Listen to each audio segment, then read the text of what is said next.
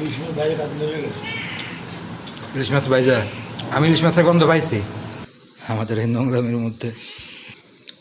একটার বেশি 1:30 বাজে, ঘোরাঘুরি করছে, গল্প করছে, নিজেদের জন্য রান্না বান্না করছে আলাদা। শুনলাম কাঁঠাল নাকি পচে যাচ্ছে, খাওয়ার মানুষ নেই, বিলিমনটা এই মহিলা বিক্রি করে ফেলবে। বা সকালবেলা ডাইল ডুইল পুইরা কি বানাইছে, সকালবেলা দিল দোকানের পাউরুটি। 15 দিনের মধ্যে মানে ডিম ভাজি চালে গেছে, তাই নাই। আমি পুরো ইলিশ মাছের গন্ধ পাইছে, মনে করছে হয়তো ইলিশ মাছই রান্না করবো আজকে।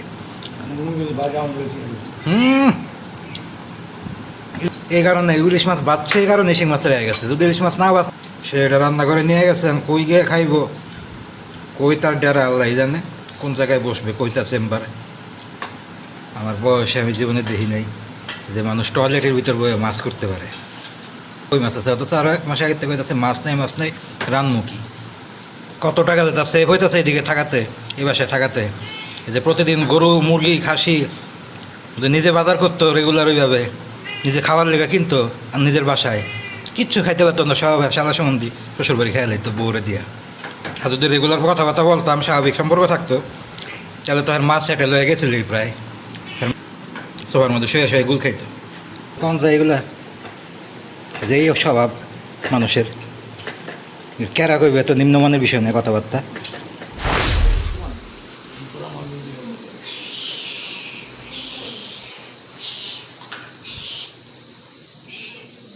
এই হচ্ছে রাতের ডিনার আমাদের এই নোংরামের মধ্যে। একটা হচ্ছে ছেলে, তারা তো বাইরে থেকে খাবার টাবার নিয়ে আসছে, গরুর মাংস টরুর মাংস কী কী যেন নিয়ে আসছে, ওগুলো তারা খাবে, তাদের স্পেশাল খাবার। আর আমাদের দুজনের জন্য হচ্ছে এই জিনিস।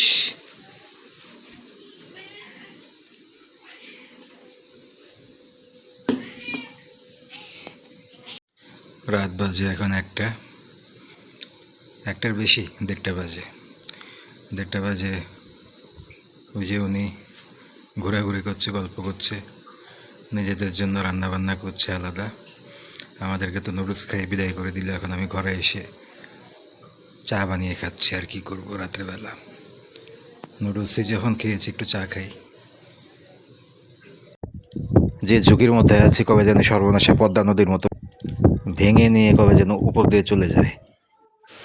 কালকে থেকেই একটু বাতাস মেঘলা মেঘলা ভাব, হালকা হালকা বৃষ্টিও হয়েছে। কালকে রাতে খুব ভালো বৃষ্টি হয়েছে। এদিকে শুনলাম কাঁঠাল নাকি পচে যাচ্ছে, খাওয়ার মানুষ নেই, বিলি বন্টন হচ্ছে, একে তাকে দিয়ে দিচ্ছে। আমার বাপ বলল এটা নাকি কাঁচা, ধরে তো কোনো দিক থেকে আমার কাছে কাঁচা মনে হচ্ছে না। আরেকটা বড় আছে, ওইটা মনে হয় এই মহিলা বিক্রি করে ফেলবে বা কাউকে দিয়ে দিবে, তার পরিচিত মানুষ, ওনার বন্ধু বান্ধব সাগর, এগুলোর তো অভাব নাই। আমাদের খাওয়ার জন্য নাই, এটা হচ্ছে আসল কথা। আমাকে কিনেই খেতে হলে আমি এই মুহূর্তে কাঁঠাল কিনছি না, ইচ্ছা করেই কিনছি না। কারণ কিনলে কথাটা নষ্ট হবে, বলবে যে সে তো কিনে ফেলেছে, এই জন্য আমি ইচ্ছা করে কিনছি না। না হলে কিনতে পারতাম, ইচ্ছা করেই কিনি নাই। কিনলে বলবে যে কিনে ফেললো, আমি তো দিলাম না, সুযোগ পাই নাই। আমি ইচ্ছা করে সম্পূর্ণ প্রচেষ্টা দেখছি।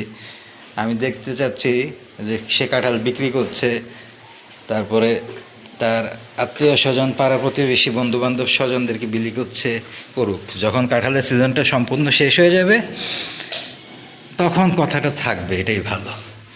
অ্যাটলিস্ট বলতে পারবো। এখন আমি কিছু বলবো না, আপাতত আমি কাঁঠাল কিনছিও না, ইচ্ছা করে কিনছি না। আজকে কি তরকারি কিছু রেখে গেছে নাকি কে জানে। সকালবেলা ডাল রান্না করতে গিয়ে মোবাইলে কথা বলতে বলতে ডাল পুড়ে ফেলেছে।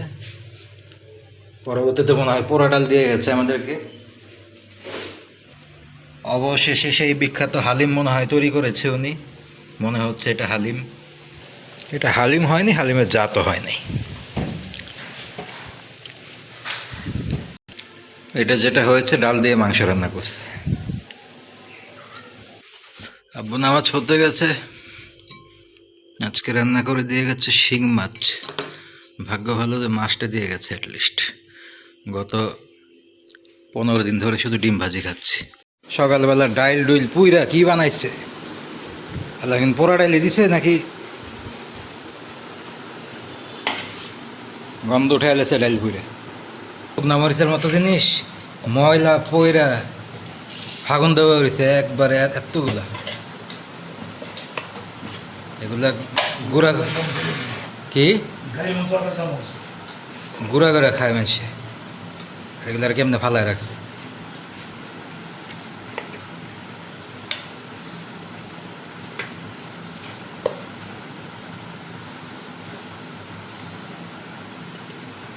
এই যে আটা ফালায় রাখছে, নাস্তা তো বানাইল না,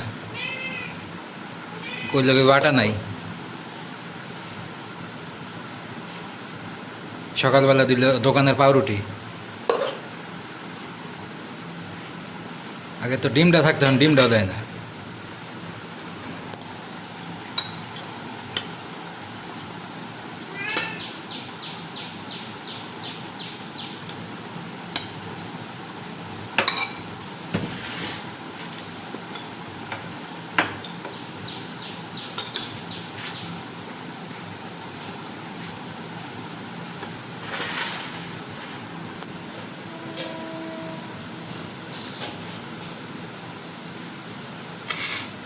তাও শুক্রিয়া যে আজকে একটু মাছ রান্না করছে, দয়া হয়েছে।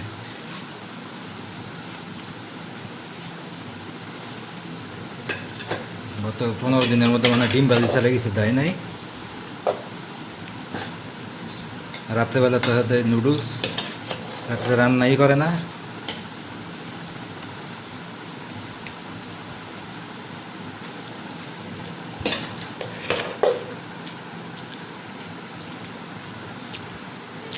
ওকে দেখলাম হালিম রান্না করলো, পরে কি করছে।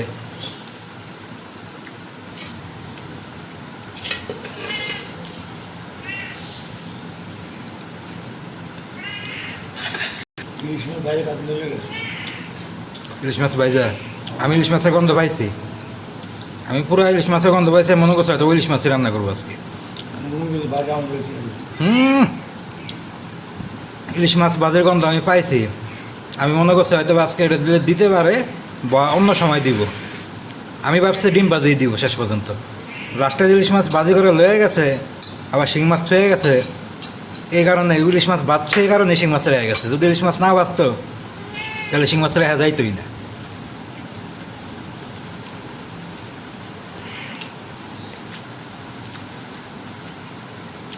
এখন যায় কিছু হলে ভাইয়ের বাসায়, ভাইয়ের বাসায় মাছ মাংস এগুলো রান্না করে নিয়ে যায়।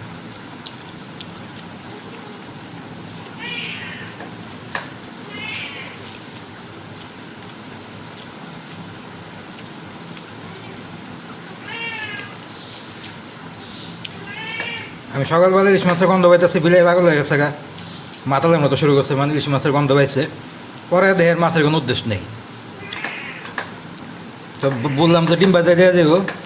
পরে দিয়ে না, যে হ্যাঁ শিং মাছটার মানে ইলিশ মাছ রান্না করছে বলেই শিং মাছটা দিছে। বাড়াবাড়ি জায়গা বেশি আমরা মাছের গন্ধ পাইছি।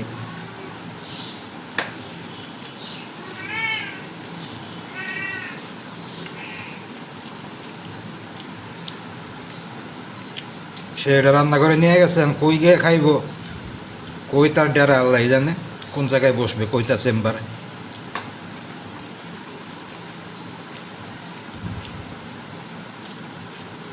কেউ যদি পিছনে পিছনে যাইতো, দেখতো, ফলো করতো, তাহলে বুঝতো অফিসটা কই আর। দুই বেলা ভাত মাছ খাইতে যে কেমন লাগে এটা তো ভুলে গেছি 2019 সালের পর থেকেই। দুই বেলা ভাত মাছ খাইতে কেমন লাগে, বেশিরভাগ সময় এক বেলা দিলে আরেক বেলা দেয় না।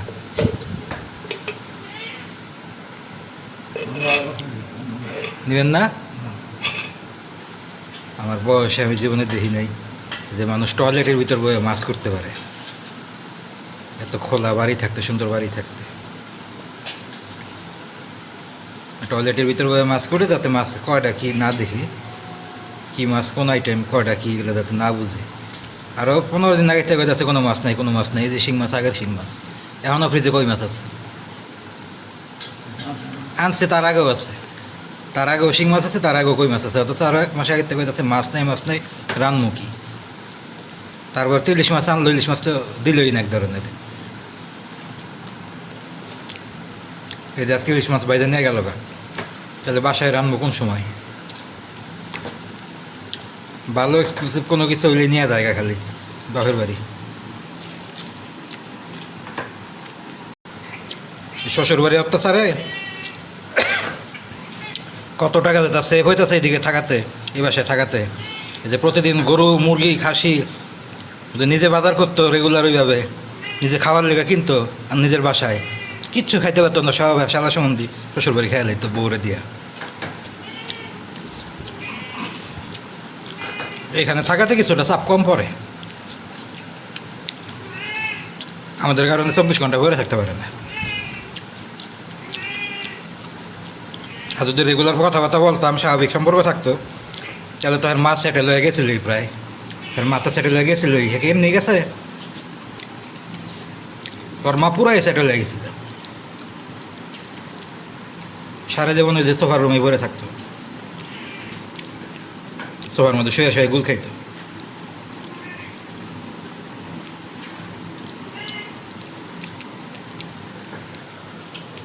প্রতিদিন বাবার বাড়ি যায় কোনো ভালো মানুষ, প্রতিদিন কেউ এলাকায় ওই এলাকায় পড়ে থাকতে পারে, তাহলে ওর বিয়ে করার কাম আসছিল কি?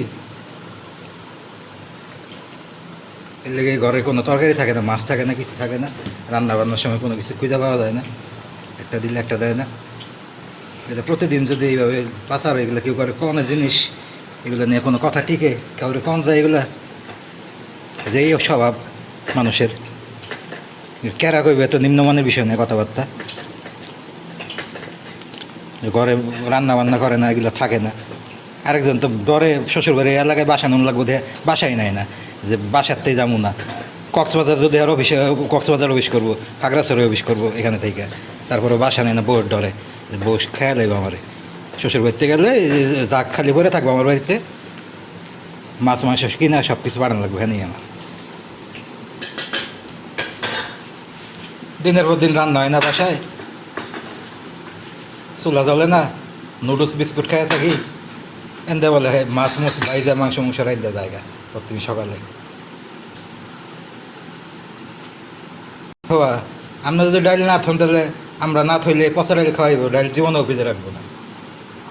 কেমনে রাখবো? ভাতই তো খায় না এরা, এরা খালি প্যাকেট বিরিয়ানি নিয়ে আইব প্রতিদিন। ভাত বুত তো খাওয়া লাগেও না, ভাতের চাইলে দেওয়া লাগে। রান্না বান্না করে কি ইলিশ মাছের কাটা কোটা ঢেউ রেখা যায় না, যদি রেখা যেত একটু বিলাই রে দিলে। ওই রাত 12টা বাজে আসবো, 12টা বাজে আইসা তারপরে আবার নুডলস বানাইব, ওটাই আমাদের রাত্রে খাবার।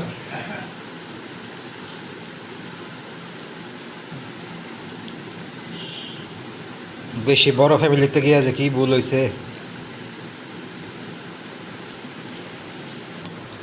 আমরা খাওয়ার লেগা কাঁঠাল পাই না, কাঁঠাল খাই কিনা কিনা, এর কাঁঠাল বলে পয়সা মানুষের বিলাইয়া। প্রতিবেশী স্বজন বন্ধু দিয়ে দিয়ে খাওয়াতে কুল পাইতেছে না, তারপরে বলে পয়সা যায়। আর পুরা সিজন কাঁঠাল কিনা খাইলাম, গাছের কাঁঠাল থাকতে।